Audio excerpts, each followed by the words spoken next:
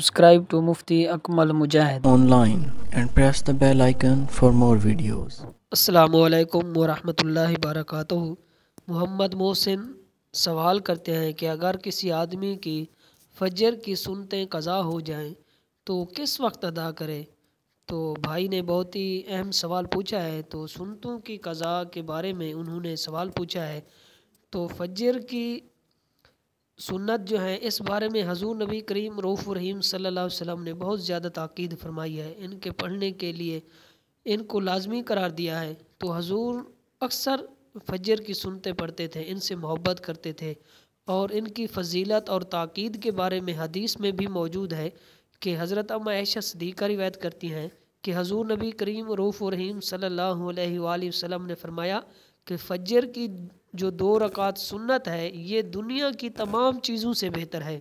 اسی طرح مسلم شریف کی حدیث پاک ہے کہ حضور نبی کریم رؤوف الرحیم صلی اللہ علیہ وآلہ وسلم نے فرمایا کہ فجر کی 2 سنتیں لازمی پڑھا کرو، انہیں نہ چھوڑا کرو، اگرچہ تمہیں گھوڑے ہی کیوں نہ روند ڈالیں، کہ یعنی کہ اتنی تاکید حضور نبی کریم رؤوف الرحیم صلی اللہ علیہ وآلہ وسلم نے فرمائی۔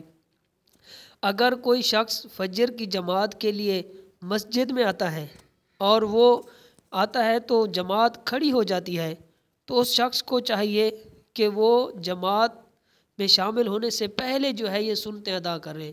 اگر اس کو یہ غالب گمان ہو کہ وہ سنتیں پڑھ کر جماعت میں شامل ہو جائے گا تو وہ اس کو چاہیے کہ وہ مسجد کے دوسرے حصے میں یا صف کے کسی اور کونے میں کھڑے ہو کر پہلے فجر کی سنتیں ادا کرے، پھر اس کے بعد جماعت میں شامل ہو۔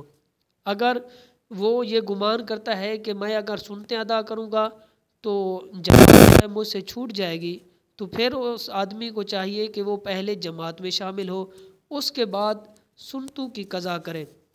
تو اب بھائی نے جو سوال کیا ہے کہ فجر کی سنتیں قضا ہو جائیں تو کس وقت پڑھنی چاہیے؟